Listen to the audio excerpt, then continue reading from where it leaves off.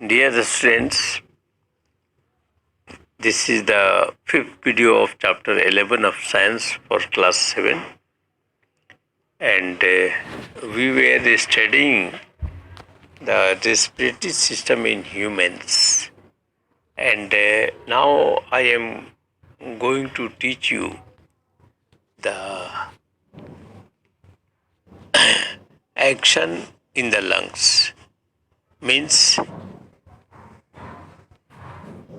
in this topic we shall read how does the air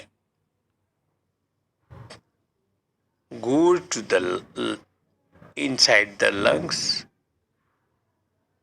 Now I start in the lungs, फेफड़ों में. In the lungs, each bronchus branches out into a smaller tubes called bronchioles. फेफड़ों में प्रत्येक bronchus means श्वसनी से bronchioles बाहर निकलती हैं. Bronchioles means सूक्ष्म श्वास नली. At the end of these tubes are teeny air sacs called alveoli.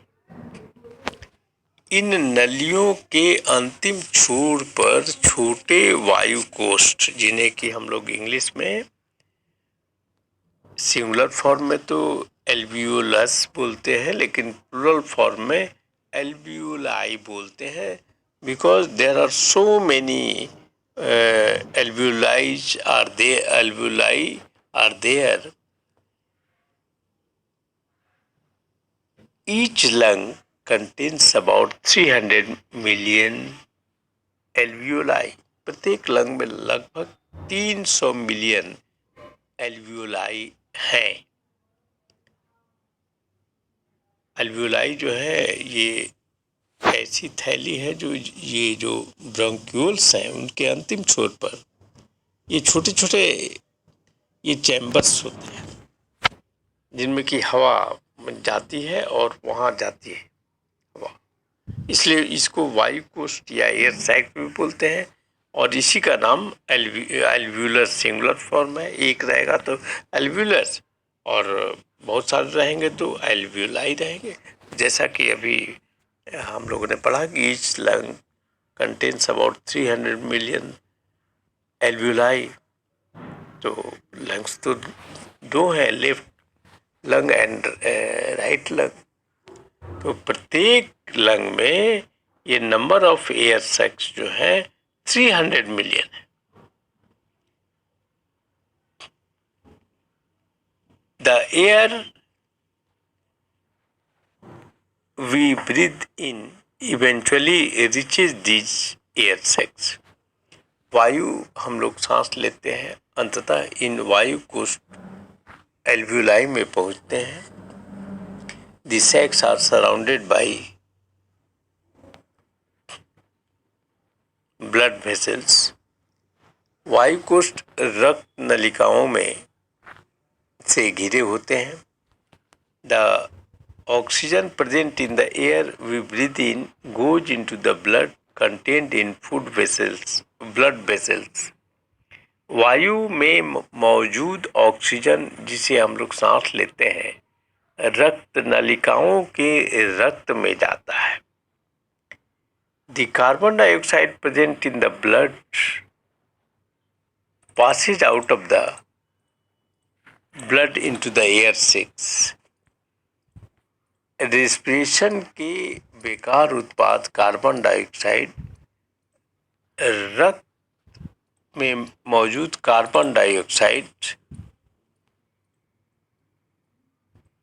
रक्त से बाहर निकलकर एल्व्यूलाई में पहुंचता है. Thus exchange of gases takes place in the lungs. इस प्रकार फेफड़ों में गैसों का आदान प्रदान होता है, यानी कि ऑक्सीजन का रक्त में मिलना तथा रक्त से कार्बन डाइऑक्साइड का बाहर निकलना होता है. The blood takes the oxygen to all the cells of the body where it is used to get energy. शरीर की सभी कोशिकाओं तक रक्त ऑक्सीजन ले जाता है, जहां ऑक्सीजन का उपयोग भोजन से एनर्जी प्राप्त करने के लिए किया जाता है। The carbon dioxide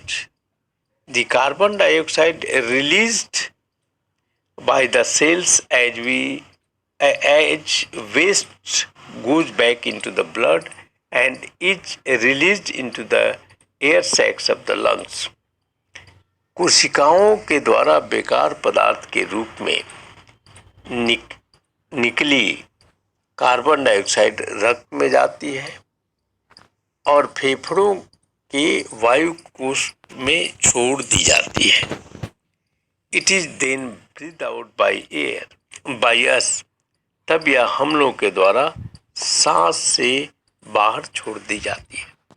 the giving out of air rich in carbon dioxide is called acceleration. Carbon dioxide से समृद्ध वायु का बाहर निकलना एक्सहेलेशन कहा जाता है। Now the next topic is how air इंटर्स the lungs. इसके ये जो वायु फेफड़ों में कैसे प्रवेश करती है।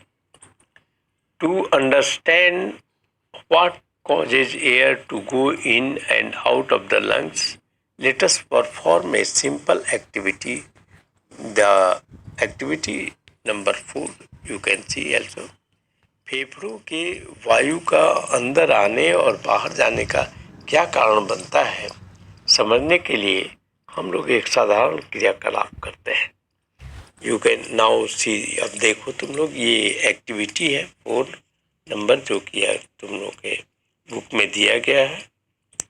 इसमें एक बेल जार है, बेल जार में एक मुझका गर्दन है, मुंह है और इसका जो एक पार्ट खुला हुआ है नीचे का पोर्शन, और इसमें एक वाई शेप्ड ट्यूब दिखाया गया है, जिसके वाइस जो ट्यूब है वाई ट्यूब के एक एक छोर में एक एक बैलून ऐसे बांध दिया गया है और जो खुला सिरा है वायु का उसको एक कॉर्क में लगा करके बेलजार के अंदर फिट कर दिया गया।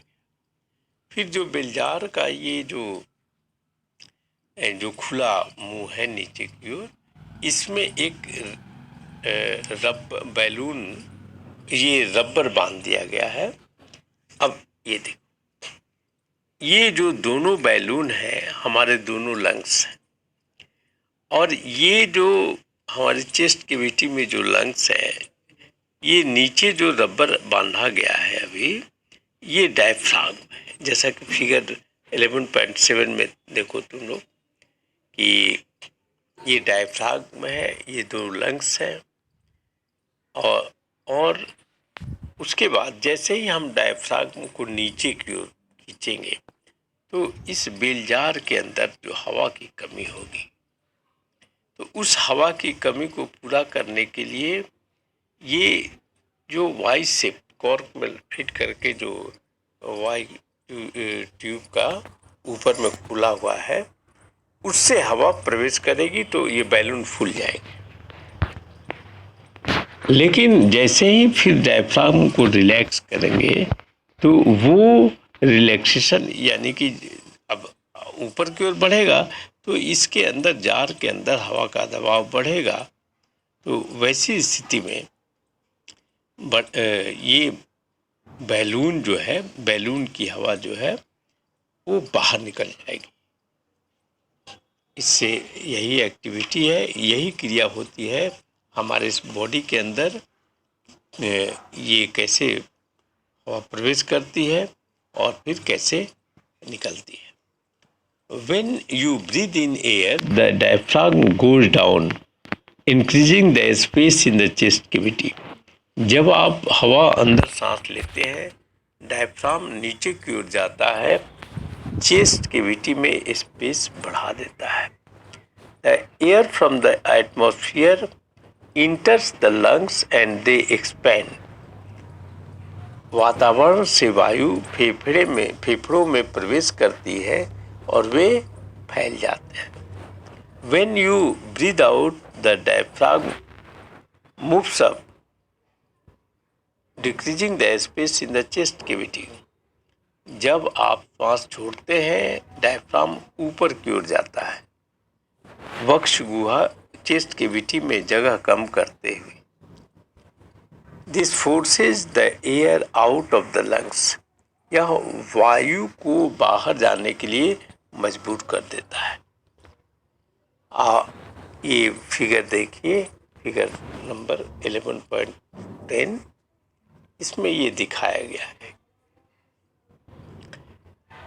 When a person needs extra energy, जब एक व्यक्ति को अतिरिक्त ऊर्जा की आवश्यकता होती है, उदाहरण के लिए for example, when he or she is running, the breathing becomes faster, supplying more oxygen to the cells. जब वह दौड़ता है या दौड़ती है,